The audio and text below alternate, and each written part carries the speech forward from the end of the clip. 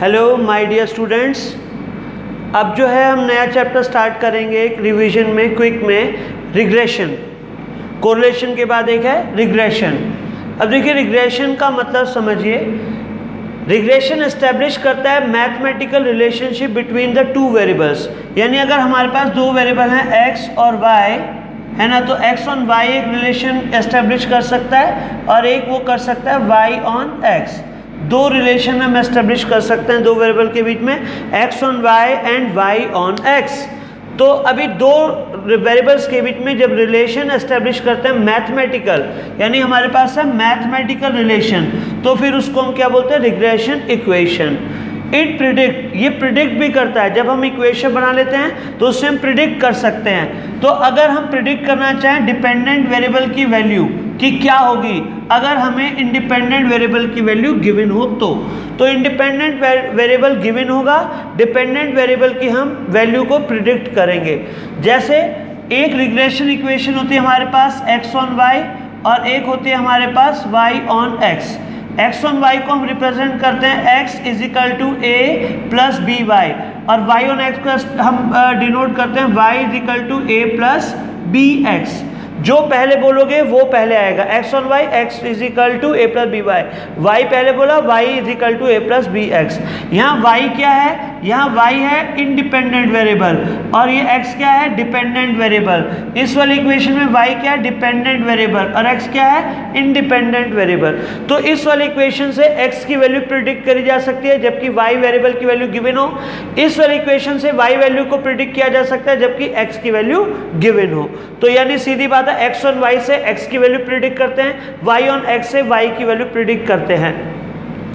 अब आता है हमारे पास रिग्रेशन इक्वेशन को कैलकुलेट करने के कितने मेथड्स होते हैं हमारे पास। एक है फर्स्ट हमारे पास लीस्ट स्क्वायर मेथड और सेकंड है इक्वेशन मेथड। कोई प्रॉब्लम नहीं है लीस्ट स्क्वायर मेथड में। अगर हमें x on y find out करनी है, यानी x is equal to a plus B Y, और अगर y ऑन x एस्टेब्लिश करनी है तो y is equal to a plus B X. इसके लिए हमें क्या करना होगा? दो इक्वेशन लिखनी होंगी और ये याद करनी होती हैं। Sigma x is equal to N A plus B sigma y, sigma x Y is equal to A sigma y plus B sigma y square. ये दो इक्वेशन आएंगी। इन दोनों इक्वेशन में हम लोग क्या करेंगे? हमारे पास जो x वेरिएबल है उस वाले कॉलम का टोटल करेंगे, सिग्मा x आएगा वो लिखेंगे, n नंबर ऑफ ऑब्जर्वेशन लिखेंगे, a मिसिंग होगा, b मिसिंग होगा, सिग्मा y वाले कॉलम का सिग्मा होगा, सिग्मा x और y कॉलम की मल्टीप्लाई होगी, सिग्मा y वाले कॉलम का सिग्मा होगा, a मिसिंग होगा, b मिसिंग होगा, y स्क्वायर वाला कैसा आएगा? y वाले कॉलम का स्क्वायर करेंगे। जब दो इक्वेशन आ जाएंगी, a और b की दो इक्वेशन होंगी, इन दोनों को सॉल्व करके a और b की वैल्यू फाइंड आउट करेंगे। जब a और b की वैल्यू फाइंड आउट हो जाएगी तो यहाँ रख देंगे, जिससे हमें x ऑन y की वैल्यू, x ऑन y वाली इक्वेशन हमें फाइंड आउट हो जाएगी। ऐसे ही y ऑन x की निकालने के लिए बिल्कुल उल्टा होगा। y is equal to a plus B x, sigma y is equal to, आपके पास सिग्मा एक्स क्या आएगा? Sigma y is equal to N A plus B sigma x, और sigma x Y is equal to A sigma x plus B sigma x square. फिर से ए और B दो missing होंगी वैल्यू, बाकी सब इक्वेशन से हम रख देंगे, ए और बी की वैल्यू फाइंड आउट करेंगे और फिर इक्वेशन में रख देंगे ए और बी की वैल्यू और वाई ऑन एक्स को फाइंड आउट करेंगे। एक्स ऑन वाई इक्वेशन अगर आ जाए तो उससे वाई ऑन एक्स नहीं निकाली जा सकती, और अगर वाई ऑन एक्स आ जाए तो उससे एक्स ऑन वाई नहीं निकाली जा सकती। इसके लिए अलग अलग ही हमें वर्क करना पड़ता है, तभी ये दोनों चीज़ें कैलकुलेट होती हैं। इससे ये नहीं निकाल सकते, इससे ये नहीं निकाल सकते, तो दोनों चीजें अलग अलग कैलकुलेट होंगी। x और y से हम x की वैल्यू प्रिडिक्ट करेंगे, y और x से हम y की वैल्यू प्रिडिक्ट करेंगे। इस मेथड को हम बोलते हैं लीस्ट स्क्वायर मेथड। सेकंड फिर हमारे पास होता है इक्वेशन मेथड। इक्वेशन मेथड में x और y कैसे निकालेंगे? वेरी इजी, जो पहले बोला वो पहले आ जाएगा x minus x bar is equal to b x y y minus Y bar. यानी यहाँ पर बी एक्स वाई को हम क्या बोलते हैं? Regression coefficient on x on y, और y minus Y bar is equal to b Y x x minus x bar. तो यहाँ बी वाई एक्स को क्या बोलते हैं? Regression coefficient y on x। तो ये दोनों चीजें हमें पता लग जाए तो हमें एक्स बार निकालने में कुछ है ही नहीं, sigma x upon n, y bar निकालने में है ही नहीं कुछ, सिग्मा वाई अपॉन एन। तो ये तो बड़ा आराम से निकलेगा। मेन चीज है एक्स वाई और बी वाई एक्स। ये कैसे निकलता है? इसी के हमारे पास बहुत सारे मेथड है, एक मेथड, दो मेथड, तीन मेथड, चार मेथड, पांच मेथड। एक है हमारे पास सबसे पहले अब रिग्रेशन कोफिशिएंट निकालेंगे y ऑन x का, किस बेस पर? एक्चुअल मीन के बेस पर। एक्चुअल मीन के बेस पर बी एक्स वाई की वैल्यू फाइंड आउट करी जा सकती है sigma x Y upon sigma Y square से। एक्स स्मॉल है, ये वाई भी स्मॉल है, वाई यहाँ पर भी स्मॉल है। स्मॉल एक्स कैसे आता है? X minus x bar. Y कैसे आता है? Y minus Y bar. Sigma x Y यानी एक्स वाई की मल्टीप्लाई सिग्मा वाई स्क्वायर से divide. Sigma x Y common है, सिग्मा एक्स स्क्वायर। जो आपने बाद में बोला वो बाद में नीचे डिवाइड में आएगा, जो आपने बाद में बोला एक्स तो वो नीचे आएगा, सीधी बात। ये डायरेक्ट एक्चुअल मीन से हमारा एक्चुअल मीन निकालना पड़ता है, तभी इससे कैलकुलेट होगा। रिग्रेशन कोफिशिएंट, ऐसे रिग्रेशन कोफिशिएंट अगर आप डायरेक्ट मेथड से करें, सीधा ऑब्जर्वेशन का इस्तेमाल करें, सिग्मा बी एक्स वाई कैसा आएगा? Regression coefficient x on Y. Sigma x Y direct X observation और वाई ऑब्जर्वेशन की मल्टीप्लाई, सिग्मा एक्स एक्स वाले का टोटल वाई का total divide by N whole divided by under root नहीं आएगा जैसे कोरिलेशन में आता था, वो नहीं आएगा, और नीचे बस वो वाला पार्ट आएगा जो नीचे बाद में लिखा है। वाई लिखा है तो वाई वाला पार्ट आएगा sigma Y square minus sigma Y का होल स्क्वायर अपॉन एन।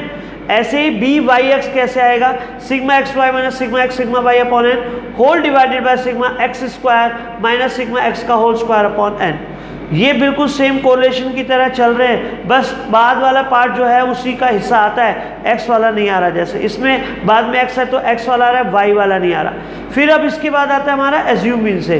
यहाँ पर जैसे एक्स वाई था डी एक्स डी वाई लिख दीजिए, sigma D X sigma D Y minus sigma D X sigma D Y upon N, under root आएगा नहीं, whole square खत्म हो जाएगा, तो sigma D Y square minus sigma D Y का whole square upon N. बहुत ही आसान है। अगर कोरिलेशन याद है तो ये भी याद है, अगर कोरिलेशन याद नहीं तो ये भी याद नहीं होगा। Sigma D x y d y sigma D x D Y upon n sigma D x का whole square minus sigma D x upon whole square upon n. यानी सीधी बात है, जो बाद में आ रहा है वो वाला पार्ट आएगा, इधर भी जो बाद में आया वाई वाला पार्ट आया। अब मैं बताऊंगा को रिग्रेशन कोफिशिएंट का रिलेशन कोवेरिएंस के साथ क्या है। B x Y equal to covariance of X Y, यानी एक्स और वाई के बीच का covariance divided by standard deviation Y का स्क्वायर। स्टैंडर्ड डेविएशन वाई का स्क्वायर का क्या मतलब है? स्टैंडर्ड डेविएशन वाई के स्क्वायर का मतलब है जो बाद में आया उसका स्क्वायर। ऐसे ही ये कोवेरिएंस के साथ रिग्रेशन कोफिशिएंट का रिलेशन है। ऐसे ही सेम कोरिलेशन के साथ रिग्रेशन कोफिशिएंट कैसे निकलता है? Regression coefficient x on y आएगा is equal to correlation standard deviation of x standard deviation of y, जो बाद में आया वो नीचे, जो पहले आया वो ऊपर। ऐसे बी वाई एक्स कैसे आएगा? R into B standard deviation of Y standard deviation of X, खत्म। कोरिलेशन के साथ फिर रिग्रेशन भी खत्म। रिग्रेशन में बेसिकली यही पहले फॉर्मूले सारे याद होने चाहिए। अब तो बस इसका एक स्लाइड और दिखाता हूँ, बस वो खत्म। यानी कि अब ये मेन चीज़ तो ये थी, हमारे पास सारे फॉर्मूले हमें याद होने चाहिए। फॉर्मूले में है क्या? एक ही मेथड, एक ही मेथड। और बी एक्स वाई बार बार निकालना है, यहाँ लिखना है, ये चीज़ें हमें पता ही है, इक्वेशन तुरंत बन जानी है। तो रिग्रेशन कोफिशिएंट रिग्रेशन इक्वेशन। आगे चलते हैं फिर। अब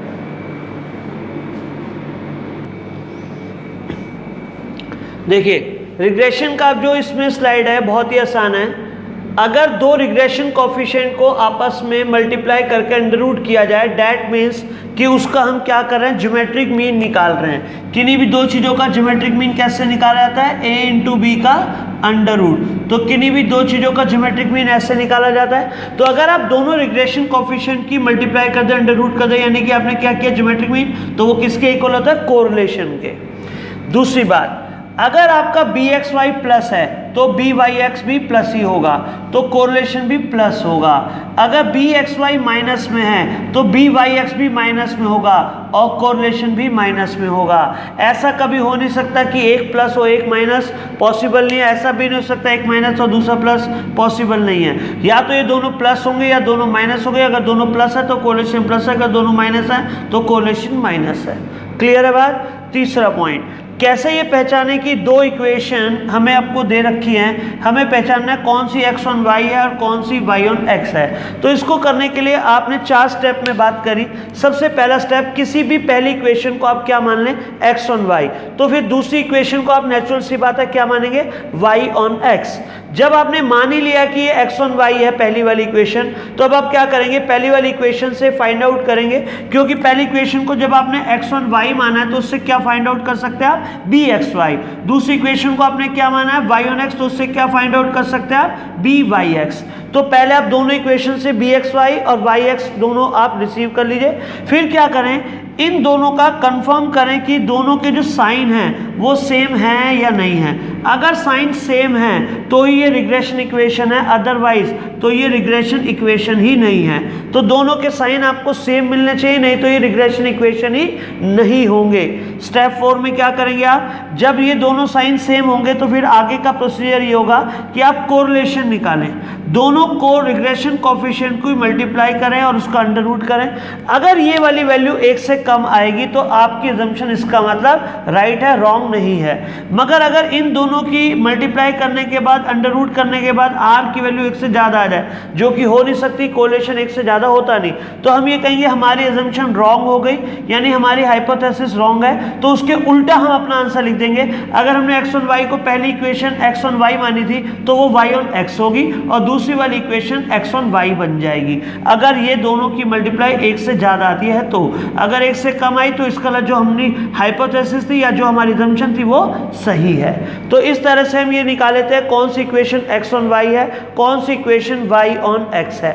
अब इसके बाद हम बात करते हैं जरा यहाँ पर, if it is given in the question that relation of x का u के साथ और एक और चीज दी हुई है एंड y का किसके साथ, y ऑन v, v और y का रिलेशन दिया हुआ है, x और u का दिया हुआ है। ये रिलेशन दिया हुआ था x इज इक्वल टू या u is equal to X minus A upon P, और इस शेप में ही आपको याद करना है और इसी शेप में आपको इक्वेशन को लेकर आना है। तो u इधर रहने दें, x के साथ p डिवाइड में आ जाए माइनस ए, यानी x अकेला होना चाहिए डिवाइडेड बाय कांस्टेंट होना चाहिए, ऐसे y अकेला होना चाहिए डिवाइडेड बाय कांस्टेंट होना चाहिए। इसको अगर आप चाहें तो ऐसे लिख सकते हैं u is equal to X upon P minus A upon P, ऐसे v को लिख सकते हैं y upon Q minus C upon Q. मुझे कांस्टेंट से कोई मतलब नहीं है, मुझे मतलब है x अकेला और p नीचे अकेला हो और y अकेला और q नीचे इसके हो। अगर मुझे p और q की वैल्यू पता चल जाती है इक्वेशन को इस फॉर्मेट में लाने के बाद, तो bxy का रिलेशन buv के साथ क्या होगा, bxy is equal to p upon q into buv। Same to same byx का कैसे होगा, जो पहले आया उसका ऊपर आएगा, y पहले आया तो q इसके साथ था, q आएगा, x का नीचे आएगा p और vu आएगा। इन ये दोनों दिए होंगे, ये दिया होगा, ये फाइंड आउट होगा, ये दोनों दिए होंगे, ये गिवन होगा, ये फाइंड आउट हो जाएगा। तो कोई भी एक रिग्रेशन कोफिशिएंट वो आपसे पूछेगा, ये इक्वेशन से पता चल जाएगा। दो रिग्रेशन इक्वेशन जहां पर इंटरसेक्ट करती हैं, जहां पर क्या करती हैं, इंटरसेक्ट करती हैं, उस पॉइंट के कोऑर्डिनेट क्या होते हैं, एक्स बार और y बार, यानी दोनों इक्वेशन के x बार y बार, इनका यहाँ पर x मीन और ये y मीन के इक्वल होते हैं। अगर दो रिग्रेशन इक्वेशन आपस में परपेंडिकुलर होते हैं, यानी 90 डिग्री का एंगल बनाते हैं, तो वो दोनों रिग्रेशन इक्वेशन के बीच में कोरिलेशन r 0 होता है। इससे ज़्यादा दूरी नहीं बन सकती, इससे ज़्यादा दूरी होने पर ये कोरिलेशन, सबसे ज़्यादा दूरी पर कोरिलेशन 0 होगा। और अगर ये दोनों रिग्रेशन इक्वेशन आपस में कोइंसाइड कर जाएं, यानी एक दूसरे के ऊपर कोइंसाइड कर जाएं, तो r या तो +1 होगा या r -1 होगा। अगर ये इक्वेशन के ऊपर ये वाली इक्वेशन कोइंसाइड कर जाएगी और दूसरी इसके ऊपर कर जाएगी, तो अगर ये 45 डिग्री के बीच वाला होगा तो r +1 होगा, अगर ये ऐसे एंगल बनाएगा तो सीधी बात r -1 होगा, जैसे स्कैटर डायग्राम में होता है। तो ये बात हुई वहाँ पर रिग्रेशन इक्वेशन के दूसरी स्लाइड की, इसको ध्यान दीजिएगा। फिर हम इसके आगे चलते हैं, आखिरी स्लाइड बताता हूँ, खत्म होएगा रिग्रेशन। आइए देखिए, लास्ट है इसके अंदर अब हमारे पास एरर और रेजिड्यू, यानी क्या एरर हो सकते हैं एस्टिमेशन के अंदर, उसकी हम बात करें। इसका नाम दो है, एरर बोलते हैं या इसको हम बोलते हैं रेजिड्यू। फॉर एग्जांपल हमारे पास एक x वेरिएबल दिया हुआ है, एक y वेरिएबल दिया हुआ है, ये तो क्वेश्चन में गिवन है, x इतना तो y इतना, x इतना तो y इतना। हमने एक रिग्रेशन इक्वेशन निकाली y ऑन x। इस वाली इक्वेशन से हम लोग क्या फाइंड आउट कर सकते हैं, value of y when x is given.